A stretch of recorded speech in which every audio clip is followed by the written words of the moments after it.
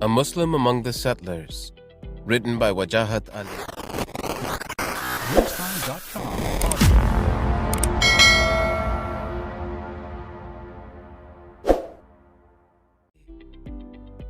One, the Old City. Should I lie to an Israeli soldier in order to be allowed to pray? This was a theological dilemma I never studied in Sunday school, one I never thought I would have to confront. Anxious and on edge, the soldier was standing in front of me, rifle in hand, blocking my way, and all I had to do was tell him I was 50 years old, and then I could pray at one of Islam's holiest sites. One minor problem: I'm 37. Typically, when violence happens in the Old City of Jerusalem, Israeli authorities ban men younger than 50 from entering Haram al-Sharif, the compound known to Jews and Christians as the Temple Mount. And there has just been a small, by Middle Eastern standards anyway, spasm of violence. 3 Palestinians had shot and killed 2 Israeli police officers near Al-Aqsa Mosque inside Haram al-Sharif, which led to Israeli retaliations, which led to mass Palestinian protests, which led to yet another predictable round of stories dateline Jerusalem about the legendary Middle Eastern cycle of violence. When I had arrived at Ben Gurion Airport outside Tel Aviv a few days earlier, I had not anticipated this conundrum. This was not my first time in Israel. I'm a Pakistani American Muslim, and I've been to Israel more times than half the Jews I know. At the airport, I had been greeted by the giant, flawless face of the model Bar Raffaelli stretched across a billboard to sell me designer sunglasses. Tel Aviv is modern, its politics are progressive, at least by the dysfunctional standards of the Middle East, and much of the food there isn't kosher. An hour later, I was in Jerusalem, which might as well be on a different planet. About Jerusalem. It is maybe the most contested real estate on earth, sacred to each of the Abrahamic religions. For Muslims, Jerusalem is Al-Quds, the Holy One, and, many hope, the site of a future Palestinian capital. It's currently occupied territory. For Jews, it's their biblical home, finally liberated and reunified in 1967, a dream fulfilled after 2,000 years. For Christians, it's the home of the Church of the Holy Sepulchre, which is believed to be the site of Jesus' crucifixion and entombment. Ever since the creation of the modern state of Israel, a miracle for the Jews, the Nakba, catastrophe for the Palestinians, Jerusalem's daily weather forecast could be described as sunny with a slight chance of apocalypse. The city frequently erupts. Lives are lost on both sides. Israelis fear their Palestinian neighbors, and Palestinians are suffocated and immiserated by the Israeli occupation.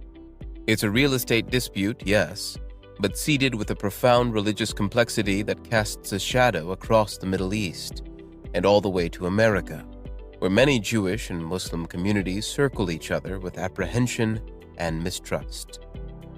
"You, 50?" the young Israeli soldier asked me. He inspected my U.S. passport, hunting for my birth date. Muslim men who are 49 pose an existential threat to Israel. At 50, evidently, we turn into neutered kittens, which means that all that stood between me and my chance to perform Friday prayers at Al-Aqsa Mosque was a simple lie, as well as a squad of nervous soldiers carrying automatic rifles. I figured Allah would give me a celestial get-out-of-jail-free card for a white lie, but I haven't aged horribly and can't pass for 50. 50? 50? The soldier asked again, as I was pushed in the back by the bottleneck of Muslims trying to squeeze into a narrow gap. Next to me, Abdullah Antepli, my guide and traveling companion, pleaded with another soldier. He proffered his passport, mixing his Turkish accented English with bits of Arabic and Hebrew. Abdullah, who is usually jovial, reddened as his frustration grew. The irony was thick. Abdullah, an imam and the director of Muslim affairs at Duke University, as well as a teacher in the divinity school there, was in Jerusalem to head a delegation from the Muslim Leadership Initiative, which he created with the Shalom Hartman Institute. The initiative brings American Muslims to the proudly Zionist Hartman Institute, headquartered in Jerusalem, for an intensive course about Judaism and about how Jews understand the meaning of Zionism. "He's 50. Him, not me," I lied to the officer while pointing to Abdullah, who on a good day looks every one of his 44 years. That day, fortuitously, was not a good day. "Okay, you come," the young officer said to Abdullah, allowing the exasperated imam inside the compound. "You stay," he said to me officiously. With my small lie, Abdullah, ostensibly a security threat, walked in at the nearest entry point, a darkly comic episode in a surreal landscape where everyone is perpetually nervous and obsessed with security. I grew up eating Hebrew National Kosher hot dogs in my Fremont, California home. Back then, halal meat was alien to the local supermarket, so Jewish dietary restrictions came to the rescue of an overweight Pakistani American kid. Straightforward anti-Semitism was not taught in my Muslim household or in weekend Quran classes. My father never dusted off the protocols of the Elders of Zion from the living room bookshelf. Instead, I carpooled to an all-male Jesuit high school with my Jewish neighbor, Brian, with whom I never debated the implications of the wars of 1948 or 1967, but with whom I did regularly have heated exchanges about the merits of Star Trek The Next Generation versus Star Trek Deep Space Nine. Growing up, I was taught that Christians and Jews were considered people of the book, part of the same Abrahamic tradition as Muslims. But the specter of Israel, the suffering of Palestinians, and the occupation of Jerusalem in particular loomed large in conversations at home and in the religious teachings I received. When visiting Pakistan, I heard relatives and friends lament how the Jews oppressed the Muslims. In America, the Muslims I knew discussed their envy of Jewish power and influence. If only we Muslims were as organized and strategic as the Jews, we could replicate their success. Among my community, respect for the Jews' mythical status as the magical minority was its own subtle form of anti-Semitism. Sometimes my dad would read aloud the credits at the end of a movie and say, "Spielberg, Jewish. Cohn, Jewish. Adelstein? Definitely Yehudi. See, Wajahat, if Jews can dominate Hollywood, there's no reason you can't." As an undergraduate at UC Berkeley, I was a member of the Muslim Student Association. I recall listening to more passionate khutbahs, Friday sermons, about the injustices in Palestine than stories about the Prophet Muhammad and his companions. The conflict in the Holy Land superseded all other Muslim suffering, including the ongoing occupation of Kashmir, the repression of Chechen Muslims, and the daily racism experienced by many African American Muslims. I became a bit actor in a never-ending cosmic drama. I would parrot a script written by others and serve as a proxy soldier for a tragedy happening across the Atlantic. The Jewish kids from the campus Hillel were my foil. We showed up to debates, predictable affairs where each side cheered and booed when appropriate, but rarely engaged in a constructive dialogue. We marched, chanted, rallied. We wore "Zionism is racism" t-shirts. We thought we were differentiating Judaism from Zionism, the political ideology espoused by Theodor Herzl at the turn of the 20th century, which argued for the creation of a Jewish state in the Jews' ancestral homeland of Israel. But too few of us Muslims bothered to ask how the many American Jews who consider themselves in some way Zionist felt upon hearing that Zionism was racism. I've moved quite a distance from my student activist days. I first met Abdullah Antepli, the Imam, in 2011. Abdullah is always in search of Jewish conversation partners who are willing to discuss something more than a shared affection for hummus. He found an unlikely one in Yossi Klein Halevi, an Israeli journalist, a Shalom Hartman Institute fellow, and a self-described former Jewish extremist. Born in Brooklyn to Holocaust survivors, Halevi grew up hearing warnings from his traumatized father about how the Jews will always be hated and persecuted. Unsurprisingly, Halevi became radicalized as a young man. He once told me, solemnly, that he could describe 24 ways that Israel could be destroyed by its neighbors. I stopped him after the second scenario. Abdullah cooked up the Muslim Leadership Initiative with Halevi in 2013. The Shalom Hartman Institute itself was created by David Hartman, a rabbi who left Montreal for Israel in 1971. He wanted to produce thinkers who would elevate the quality of Jewish life by debating and teaching how Judaism and Israel are functioning in the modern world. The institute is now run by his son, Rabbi Daniel Hartman. On my first Hartman Institute trip with Abdullah in 2013, I had been asked to lead a panel about Islamophobia in America. At the end of the panel, one of the Jewish Israeli attendees had told me, "I didn't know Muslims could be funny." Another had confessed, "When I heard they were bringing Muslim leaders here, I assumed you'd all be like then Iranian President Mahmoud Ahmadinejad." The bar had been low. For my second trip, the bar was a lot higher. The Muslim Leadership Initiative didn't turn me into a Zionist interfaith Trojan horse, as I've been described by a few Muslim and Arab American activists. Quite the opposite. My experience in Israel underscored for me the urgency of working out how Palestinians could emerge from under the often brutal Israeli occupation. I also remain committed to keeping this conflict from continually leaching into America, poisoning the relations between the religions and inspiring the worst drunk angels of Jewish and Muslim communities to rise and fight in a Pyrrhic battle. But what my first trip with the initiative did for me was this. It turned the Jews into complicated humans. It exposed me to their narratives. On my first trip, I was overwhelmed by the reality that this mess seemed unfixable. But I was also overwhelmed by what I discovered was a gap in my knowledge. I was surrounded, at the Hartman Institute and on my forays into places such as Tel Aviv, by liberal Israelis who supported a two-state solution.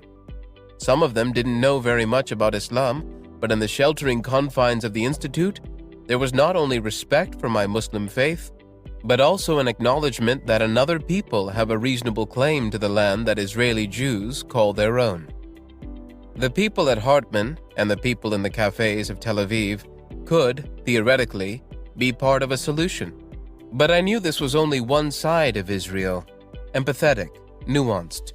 For my most recent trip, I wanted to go where the deepest fault lines and what I believe is the biggest impediment to peace lie. The settlements on the West Bank, the home of the several 100,000 Jews who have moved to the heart of what is, legally, Palestine. I've always been interested in fanatics.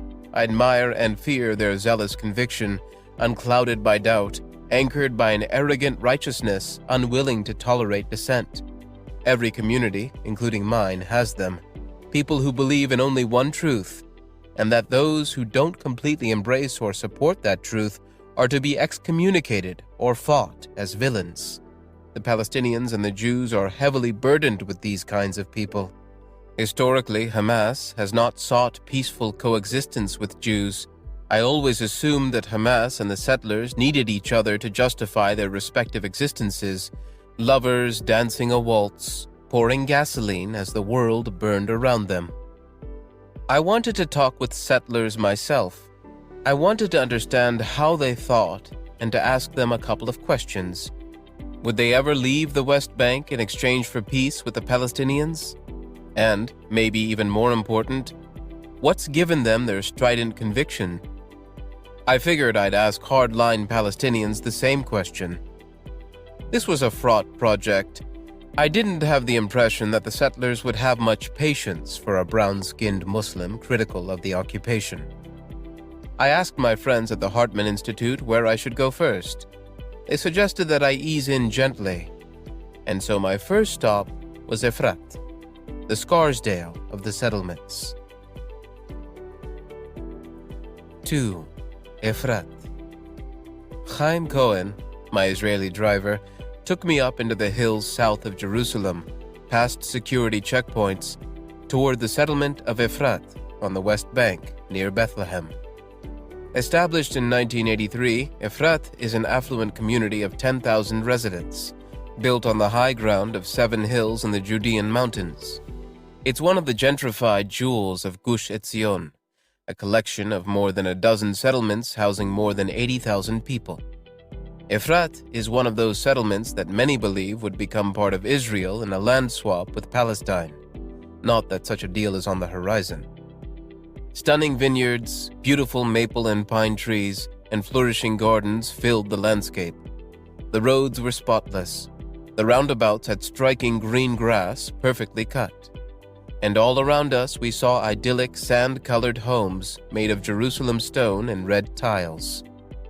In the administrative building, I waited for a meeting with Oded Ravivi, the popular mayor of Efrat, currently serving his second term. A bulletin board advertised houses for sale. I did the conversion in my head. Each unit was selling for $1 million. Efrat is about 85% Orthodox Jewish and 15% secular. Mayor Ravivi told me that settler communities attract three types of people. First, members of the Haredim, ultra-devout Jews who need a religious community and physical space to accommodate their growing families. Second, secular Jews who want a big, clean suburban home and an easy commute to Tel Aviv. And third, the minority, those who move here for purely ideological reasons, because Judea and Samaria, the West Bank, is full of biblical historical sites, Ravivi told me. As religious Jews, we believe this is the promised land and we are entitled to live here. Ravivi asked me to sit in on his meeting with about a dozen students, most of them American. He told our group that the international reputation of the settlements is that they are fenced cities, surrounded by Arab villages. "Do you see any fences?" he asked us. "No," we answered. "They don't provide security," he added. "I personally believe not in fences, but in building bridges." Ravivi is fond not just of cliches, but of analogies. "What do cowboys do when they see Indians?" he asked. "Circle the wagons," someone replied. Ravivi nodded and said that the principal misconception about the settlements is their lack of security. He assured us that if we visited late on Friday night, we'd see thousands of kids walking in the streets freely to return home, where their parents are fast asleep, confident that their kids are safe. I asked Ravivi to respond to criticism from fellow Jews who see the settler movement as entrenching the occupation and subverting the democratic ideals of Zionism. He disagreed with my use of the word occupation, which I reminded him was consistent with international law. He answered with an extreme analogy. "Your line of accusation is almost like the accusation that a woman comes and reports that she's raped, and people say, 'Oh, you've been raped because the way you look, the way you dress, or because the way you've acted.' If the settlers were the rape victims in this analogy, then who were the Palestinians?" I walked outside and was greeted by a firm handshake and an American accent. Bob Lang, the 59-year-old head of Efrat's religious council, offered to give me a quick tour of the settlement. The son of German immigrants to the United States, Lang moved to Israel for religious and ideological reasons, because according to him, this is where Jewish history happened. These are the valleys, he said, where his forefathers, Abraham, Isaac, and Jacob, walked. I wondered whether Abraham, a shepherd, would have been able to get a mortgage in Efrat. Lang told me it annoys him when people say the settlers illegally occupied the land. Depending on your perspective, he said, the land was taken, captured, or liberated by Israel during the Six-Day War in 1967. "Which term do you prefer?" I asked. "Liberated," he replied. And what would he do with the land liberated by Israel? His answer surprised me. Lang favors a one-state solution that would absorb all the Jews and Palestinians in the West Bank. I should have the right to live in their community, and they should have the right to live here. I let that statement linger as I gazed at the hills populated exclusively by Jewish settlers. 3. Alon Shavut. Meeting settlers for the first time in these bourgeois utopias, I felt like I was the token minority at an upscale New York City party. I could feel myself being scrutinized with equal measures of fascination and curiosity and not a small quotient of horror. The settlers were friendly, a bit guarded and standoffish at first, but mostly curious why a guy who looked like a Long Island Uber driver had come to Israel to talk with them. I learned quickly that everyone in Israel loves offering solicited and unsolicited opinions about politics and religion. The last thing I expected to hear upon arriving at Alon Shvut, a short drive from Efrat and part of the same block of settlements, was the Adhan, the Islamic call to prayer. My guide, Hanan Schlesinger, a 60-year-old rabbi, told me that it came from a neighboring Palestinian village.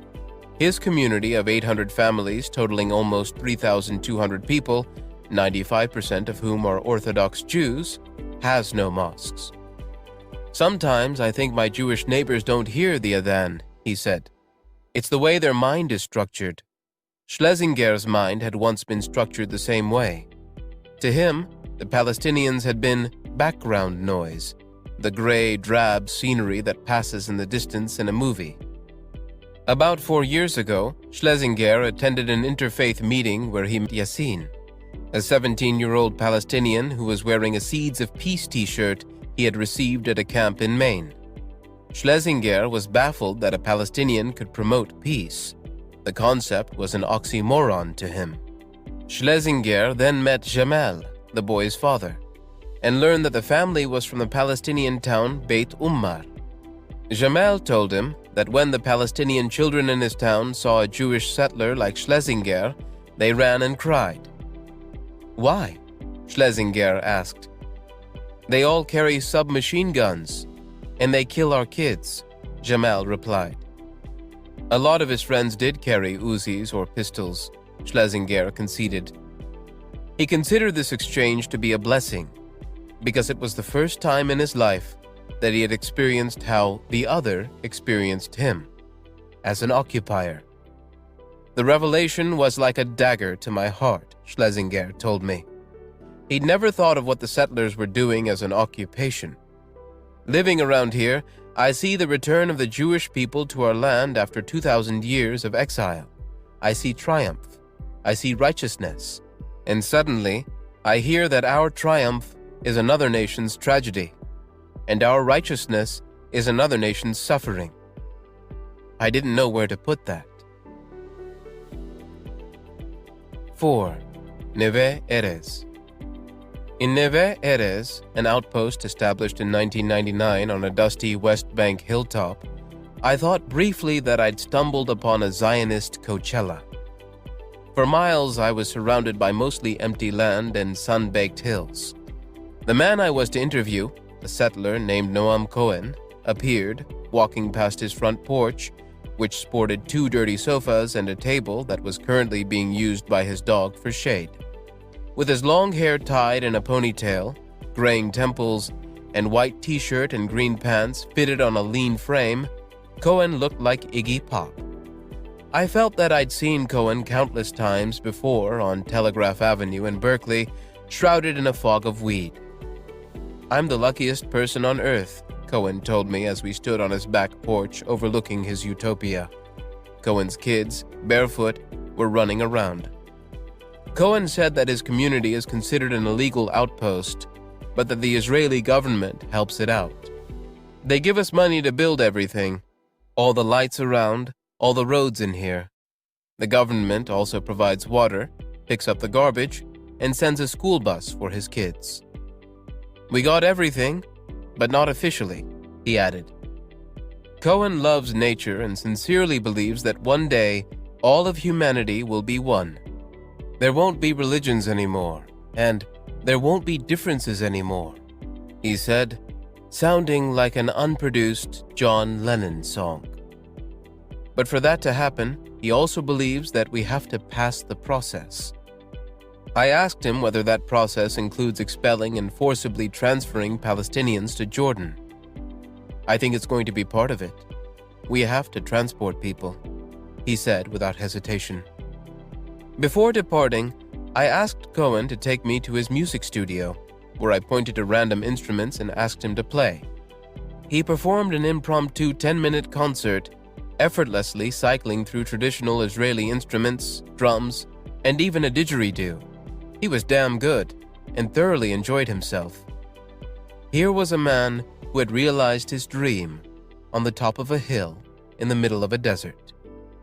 "Do you feel God here?" I asked. "I feel safe," he replied. 5. The Old City, Part 2. "I actually don't mind the word conquered," Daniel Luria told me in his Australian accent, referring to Israel's acquisition of Palestinian land after the 1967 war. We were walking outside the old city walls on a cool Jerusalem night. A few hundred Israelis, flanked by soldiers and police vehicles, were gathered for an annual march organized by the Women in Green, a group dedicated to the preservation of what it believes to be the Jews' God-given biblical homeland. Luria was raised in a religious Zionist home in Australia. He tried at age 11 to emigrate by himself, intending to get from Melbourne to Israel. He was stopped a few miles from home, carrying underwear, an atlas, and a Bible. Years later, at age 30, he finally found his way to Jerusalem, and he now lives in Ma'ale Adumim, one of the West Bank's largest settlements, with his wife and 5 kids. Many Israelis believe that Ma'ale Adumim, which sits east of Jerusalem, would have to be part of Israel in any peace deal.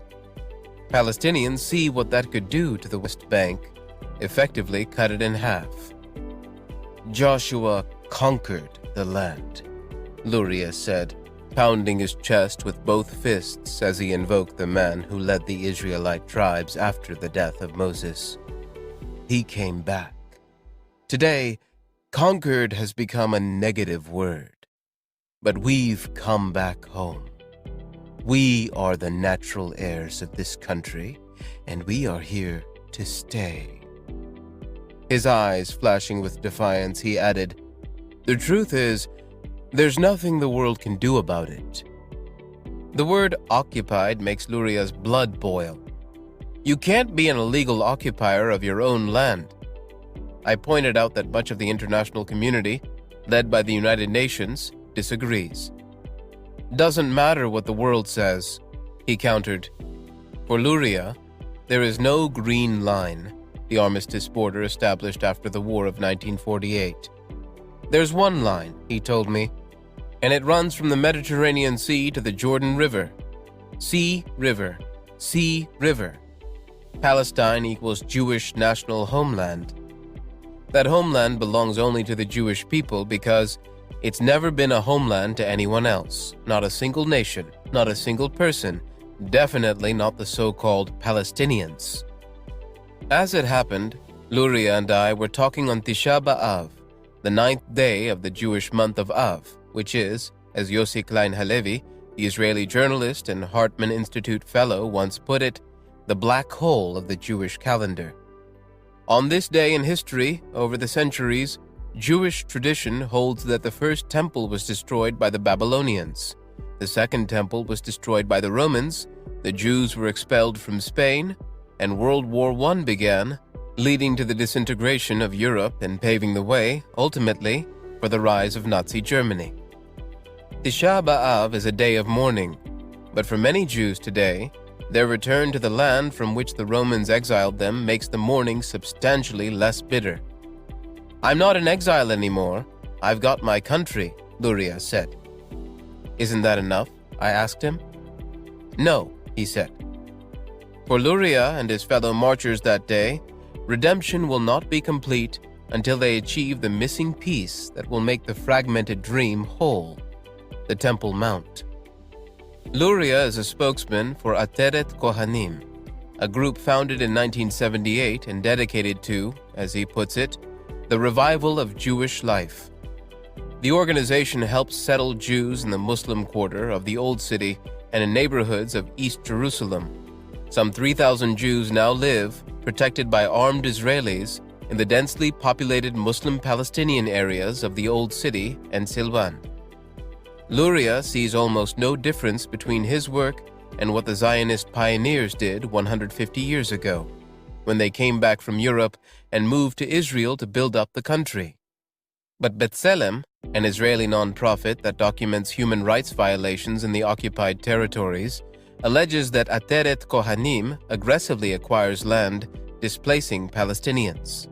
A 2016 survey by B'Tselem found that eviction claims filed by Ateret Kohanim were pending against 81 Palestinian families who had lived in the Batn al-Hawa region of Silvan for decades. Whereas Palestinians and human rights organizations see occupation by Jewish settlers as chaotic disruption, Luria sees peace. When Jews move into an area, it becomes a safe area. If you have one Jew there, he's attacked. If you have 30 Jews there, suddenly it's a quiet neighborhood. Luria, like other extremists I was coming to know, on both sides of the divide, I should point out, favors a one-state solution in which Palestinians would be allowed to vote as citizens of Israel, but their citizenship would be revocable if they incited terrorism. What if a Palestinian was born here? I asked. Big deal, Luria said. There's never been a Palestinian state or a Palestinian people. He asked me whether I'd heard of the book, once sold on Amazon but since removed, called A History of the Palestinian People from Ancient Times to the Modern Era, which consisted entirely of 132 blank pages. Luria doesn't consider Jews who want to liberate the Temple Mount to be on the same level as Muslim terrorists, depraved animals who stab people. I told Luria that he sounded like a fundamentalist. I believe in the fundamentals of Judaism, he replied. Nothing wrong with that, as long as it doesn't lead to violence like the stabbings and beheadings committed by some Muslims. Have you ever had moments of doubt where you felt, maybe I'm not doing it right? Maybe I'm not fulfilling God's... Never, not once, he said, cutting me off. In your entire life? Never. Yossi Klein Halevi says he fears Jews like Daniel Luria. He believes that they have a spiritual madness and that their longing for the Temple Mount reveals a fundamental lack of responsibility. At sunset, Halevi invited Abdullah and me to accompany him to the Western Wall, where he would be offering prayers. Halevi brought kippot for us. I joked that it would be just my luck if a pro-Palestinian media outlet filmed me at the exact moment Halevi placed a kippah on my head. But Abdullah and I agreed to accompany Halevi through the Jewish quarter and to wear the kippot out of respect once we reached the wall. As we walked, I told Halevi about some of my recent interviews with settlers. He agrees that they have a claim to the land, but thinks the price of implementing that claim is too high. He believes that the quest of Luria and the Temple Mount faithful is a profoundly anti-Zionist act that risks putting Israel and the Jewish people in danger. Luria and his ilk, Halevi believes, are playing with spiritual fire that could cause the immolation of the Jews all around the world. You don't think the Temple Mount is worth it? I asked. Absolutely not, he said without hesitation. He proposed a solution, laughing. The Jews and the Muslims should give it to the Baha'i. Descending to the wall, we put on our kippot, along with hundreds of Jewish men, some praying out loud, others seated in small prayer circles, a few swaying back and forth, not quite lamenting or weeping, but all gathered with a dedicated solemnity.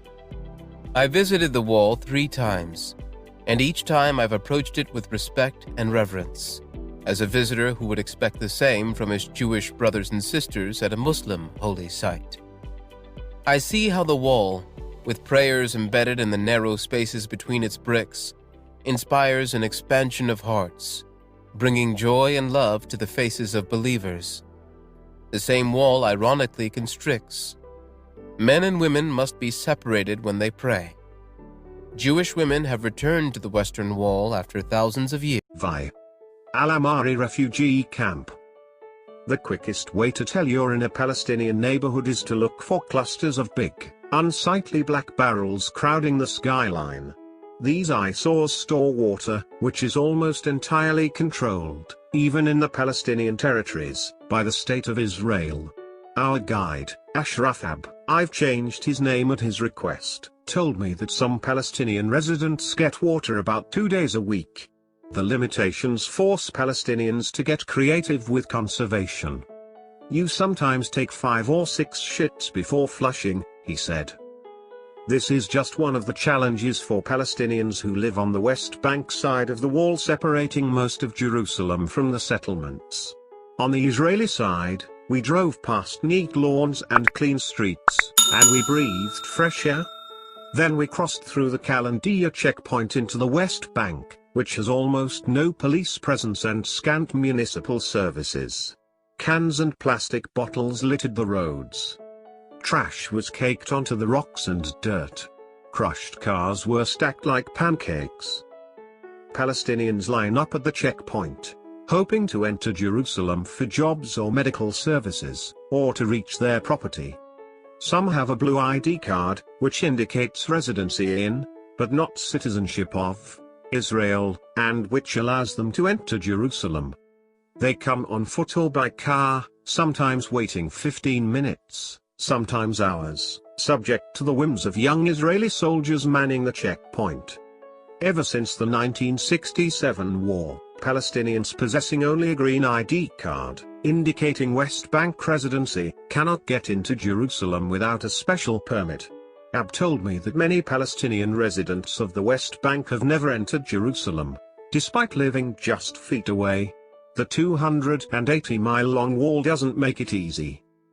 Known as the separation barrier, the wall, which is more than 25 feet tall in sections, stretches from Jenin in the north to Hebron in the south, dividing Israelis from Palestinians. It has also separated thousands of Palestinians who once lived in the same city. This creates absurdities. The Palestinian neighborhood of Kafr Aqab is part of East Jerusalem, but since the building of the wall, it is now physically separated from the city, so many of its residents have to travel daily through the Kalandia checkpoint, blue ID in hand, just to reach work, attend school, or meet other family members in Jerusalem. Israel justifies the wall as a necessary security measure, citing the dozens of suicide attacks that took place inside Israel from late 2000 to early 2004 during the Second Intifada, in which more than 900 Israelis, soldiers and civilians, died. Ab told me the wall is a thriving business for the Palestinian mafia. He took me to a section where people were using a makeshift ladder to cross over illegally into Jerusalem for work and criminal activities. What security? He asked. Ab wanted to stop near Ramallah, at the Al-Amari refugee camp, which was established in 1949 and serves as a home to more than 6,000 Palestinian refugees, many of whom are still holding on to the hope for a right of return.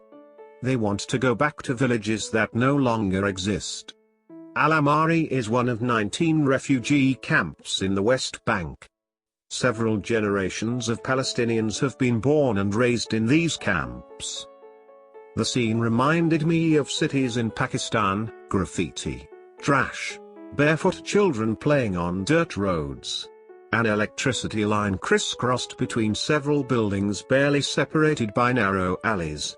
Posters of young men holding guns hung on the walls. Some of the older men bragged that their camp had produced 100 shuhada, martyrs, and 40 resistance fighters who are serving a life sentence in Israeli prisons. They complained that the Israel Defense Forces come in whenever they want and have often placed men in administrative detention for up to 6 months. The unemployment rate in the West Bank is 18%. The people loathe Israel. They hate the Palestinian Authority even more. We encountered a family on the way to a social event. The mother, 60-year-old Abad, was dressed in a floral white hijab and a dark blue dress. She has been in the camp for more than 45 years, and she said she wants to reclaim all the land from the river to the sea, stating, the Jews should go back to where they come from. Her daughter, Samaha, 37, who was born in the camp and is the mother of 2 boys and 2 girls, added, "May God take all the Israelis to hell." Samaha's next-door neighbor Oada, a 60-year-old grandmother who was born in Jordan, told me her family had been kicked out of Lida, a Palestinian city, in 1948. She eventually moved to the camp in 1982. She said that everything is hard in the camp. "I have about 50 people living in this house. Look at it, me and my children and my children's children. She kept pointing to the kids and telling me they have no place to play. Although Oweda realizes it's unlikely that she will return to her original land, she still holds out hope. She said her grandfather had owned farms in Lido and cultivated crops there, but they, the Jews, took our homes, took our land. She said she'll never be able to forgive the settlers, even if they gave all the land back, because of all the suffering she's experienced in her life. She said she wants to eat them all alive. You hear this anger again and again from many Palestinians in the West Bank. In the global conversation about the occupation, people assume that Palestinians, when or if they are freed to have a country of their own in the West Bank, will be satisfied with their lot. But many Palestinians I encountered think of the people in Tel Aviv as settlers as well. In Al-Baira, a Palestinian city north of Jerusalem, I met a woman named Qs, who had turned the front lawn of her house into a museum of the occupation, featuring a palm tree decorated with tear gas canisters. As we walked up the steps to the front door, I could see a giant hole in one of the windows, recently broken by what seemed to be a stone. Qs, a 48-year-old Muslim who was born in Michigan, she is an American citizen, but raised in Al-Baira, met us at the top of the stairs wearing a beige jilbab covering her from head to toe. All of her children are American citizens now. I die here rather than have happy life in the United States, she said when I asked her why she didn't join her family in the US. I love my land. I have many problems, but I can't leave. Hughes said she feels anger when she sees the settlers of Sargot, just up the road from Al-Baira. This is Palestinian land. Why did they take this land? Why? She paused and looked at me. Would you like someone to take your home? I asked whether she also blamed the Palestinian youth for instigating some of the conflicts outside her home by throwing stones and burning tires. The Israeli soldiers are afraid of stones? She asked. The soldiers have a weapon, and they're afraid of the boys that hold stones? This is fair. And they kill them? This is not fair. She, like Amalabad, wants all the Israelis to go back where they came from. Hughes added, there's no solution with them until they go back home. Her mission in life, she said, was to defend Al-Aqsa from the Jews. To her, Al-Aqsa is more than just a mosque or a building, it is Aqidah, the creed itself. Not just for Palestinians, for all Muslims. All the Muslims have to protect Al-Aqsa, she stressed. What's one thing you want to tell the settlers? I asked. Go back home. They took our land. How do you want the settlers to see you? Why am I enemy? She asked. I don't have nothing, guns, weapons, nothing. 7. Hebron. Throughout my trip, everyone told me to brace myself for what I'd see in Hebron. You'll need to detox with a lot of strong shisha, Abdullah warned. About 800 Jewish settlers live in this enclave, protected by 650 or so Israeli soldiers and surrounded by 200,000 Palestinians, who are penned in by dozens of roadblocks and checkpoints around the city.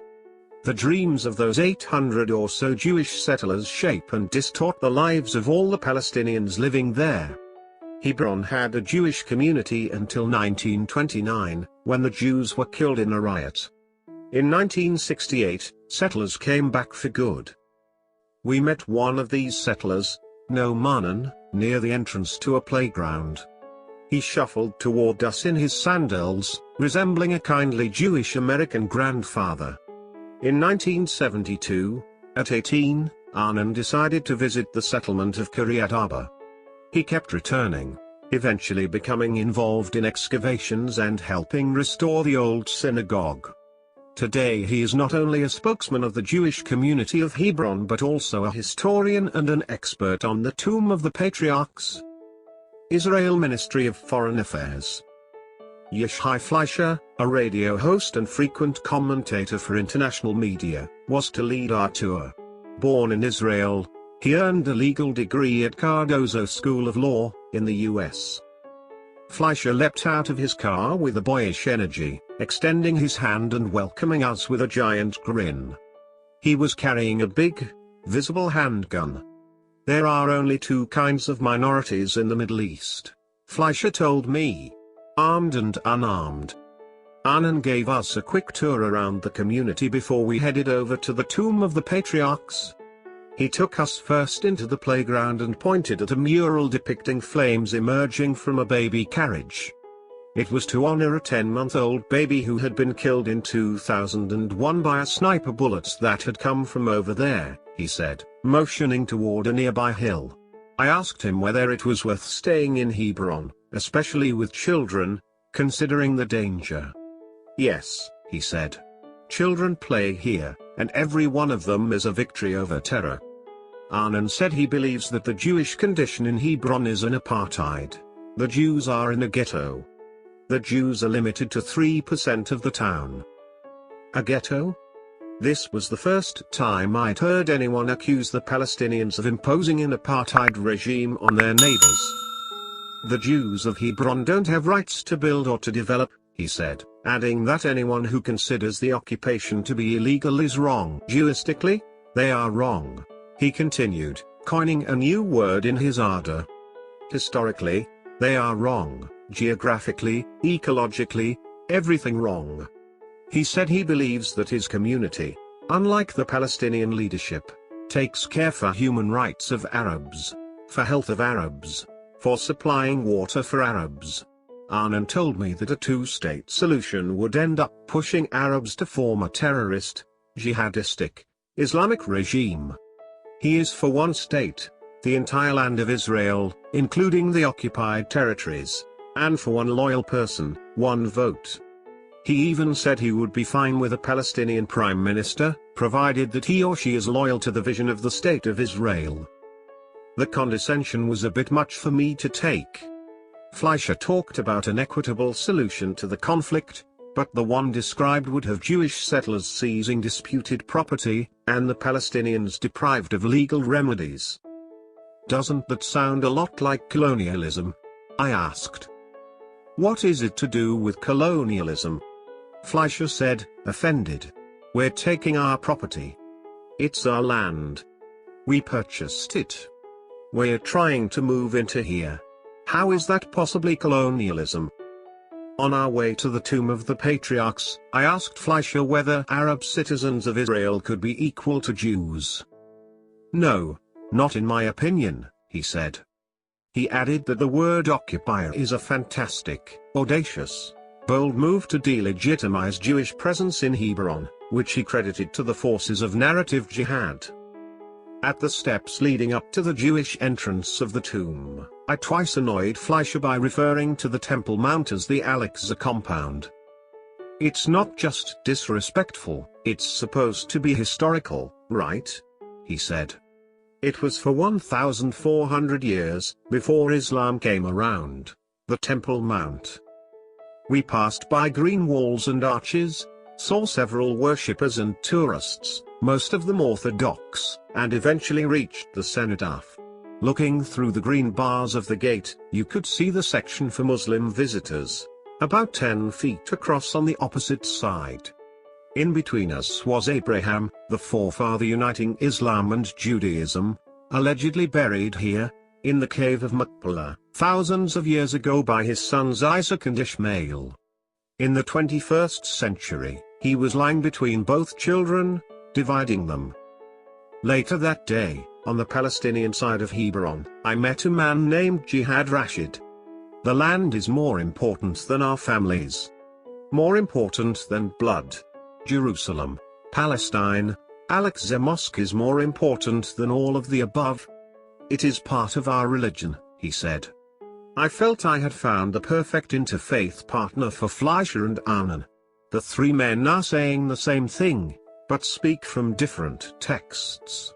Would Rashid ever leave Hebron and the occupation? Even if they gave me all of America and the White House, I would not leave, he replied. He had lost 2 children in the fight against Israel. Had it been worth it? It's worth it.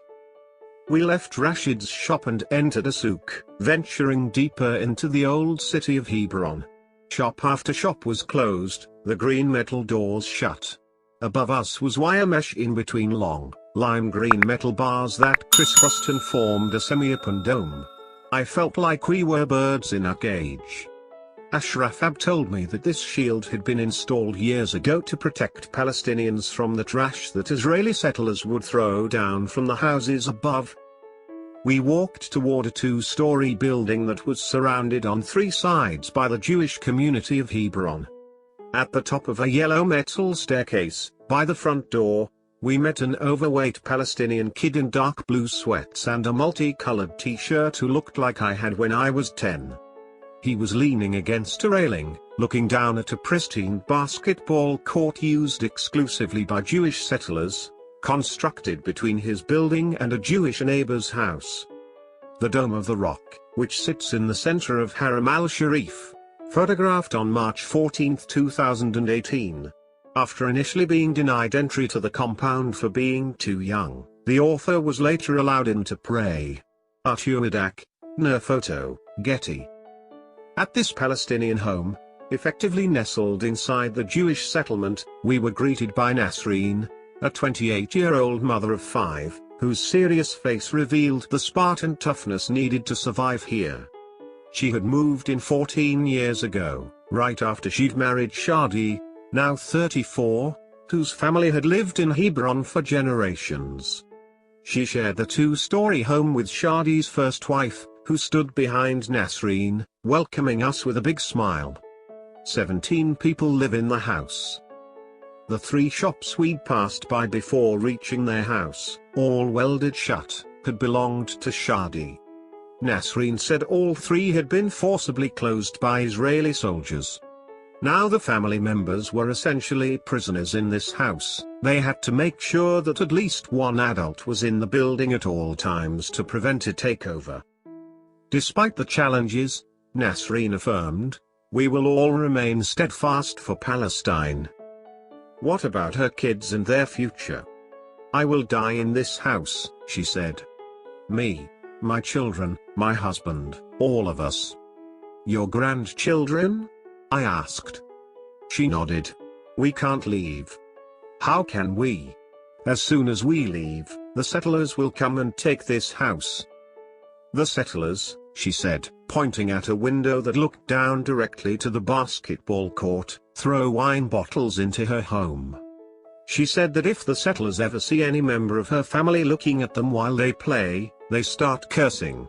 Once, settlers tried to flood the home when her family was sleeping. Another time, she alleged, my daughter was sleeping here in the middle of the night, and they threw a bottle of alcohol that cut her face, and she had to go to the ICU. After that, her family put bars on the windows. What would happen if settlers offered you money? Could you leave? I asked. They already had offered. $4 million, Shadi said from the background. US dollars? I asked. US dollars. How about if they offered $1 billion? I asked. No, nothing, she said, shaking her head.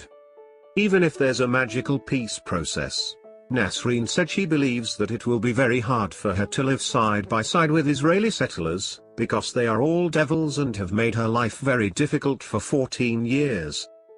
Nasreen wanted to show us the roof. She said that if soldiers saw us they might yell at us to go down or, worse, bring more soldiers to the home and detain us there for hours. I felt that I could have touched the nearest Jewish settlement building. To our left and our right was the Jewish community. Just take the $4 million, I thought to myself, shaking my head, observing this absurd existence, a life sentence served in an open-air prison in the heart of Hebron. A young Israeli soldier spotted us and started yelling, "Leave now! Leave now!" in Hebrew. Nasreen wasn't fazed. More will come now, you'll see, she predicted, and all of a sudden 3 more soldiers popped up, like characters in a video game. We left. As we went down the stairs, the young Palestinian boy kept staring at the basketball court. In a normal world, he would be attempting layups with a Jewish Khalil, a friend, who lived right across from him. But here, in the old city of Hebron, one boy must play within the walls of his home, while the other boy has a playground right outside, visible behind barred windows, beyond reach, surrounded by Israeli soldiers. 8. Al-Aqsa, at last. Our final day in Israel coincided with Friday prayers, so Abdullah and I decided to try again to pray at Al-Aqsa, hoping for a better outcome than the last one. I waited for the Imam past the Jaffa Gate, near the Muslim Quarter.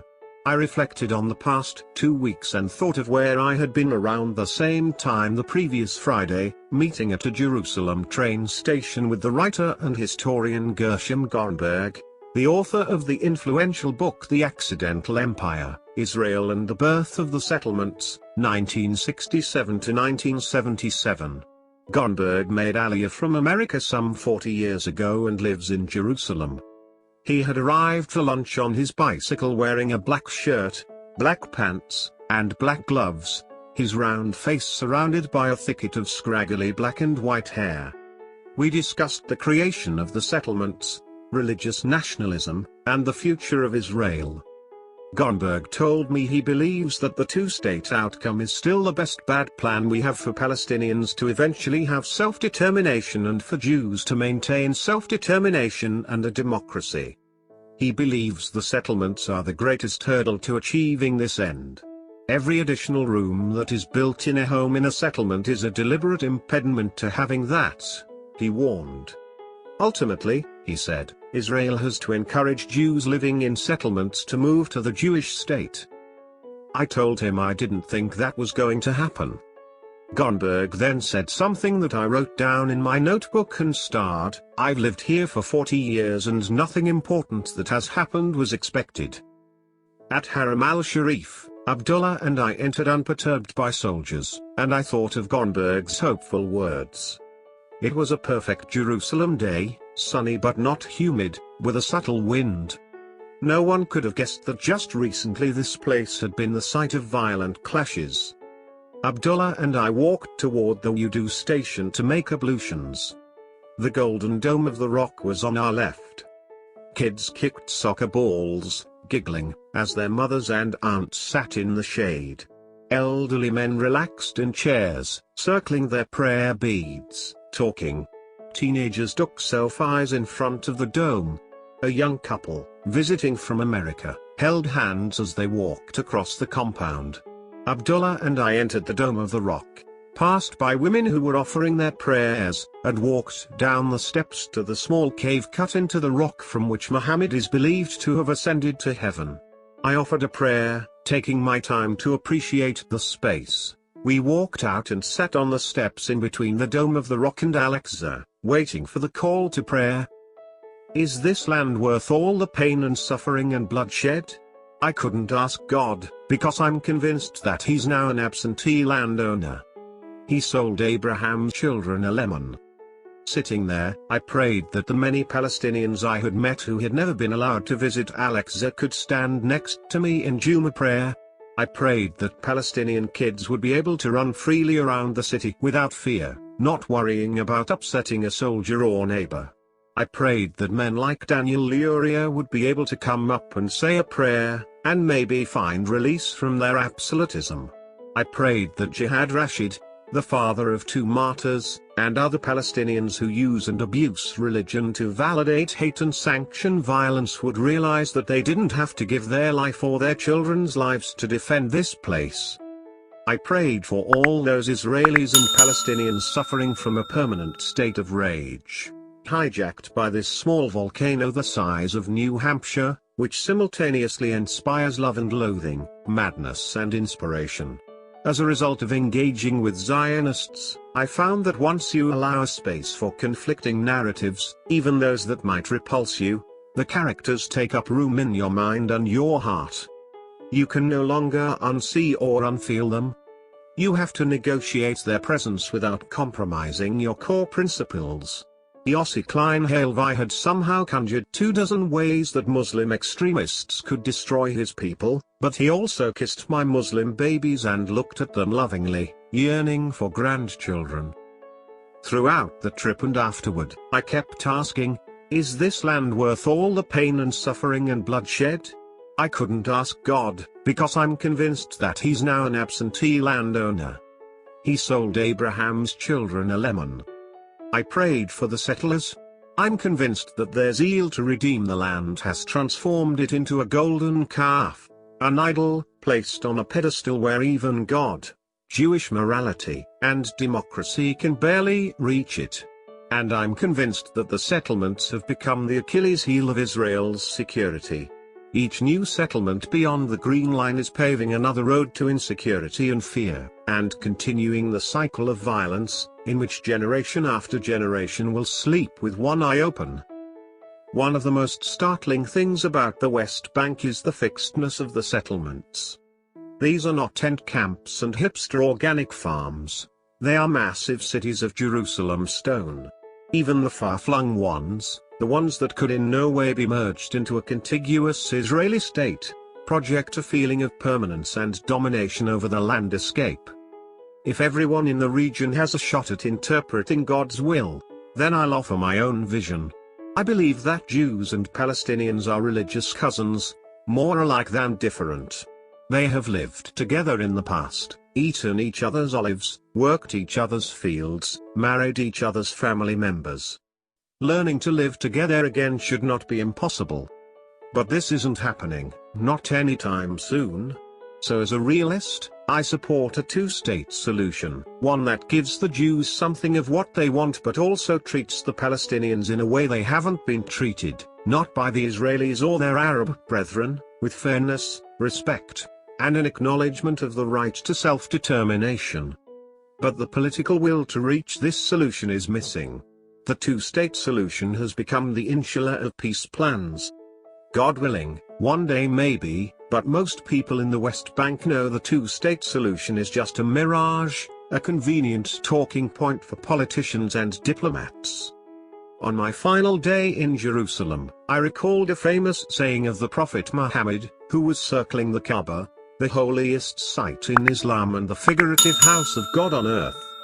He looked to it in awe and reverence, ultimately concluding, "But by him in whose hand is Muhammad's soul, the sanctity of a believer's blood and property in the sight of Allah is greater than your sanctity." Two things stand in the way of actual peace. The first is the yearning of some Palestinians for all the Jews to leave. Israelis are not going to make peace with someone who tells them that their leaving is a condition for such a peace. But the second problem, perhaps the even bigger problem, is the settlements, and the exclusivist attitude that motivates the people who live in them. A two-state solution is, theoretically, the best in a basket of bad solutions. But given the dismal realities on the ground, what might be better, alas, is a one-state solution that absorbs all the Palestinians as citizens of Israel and gives everyone an equal vote and equal rights.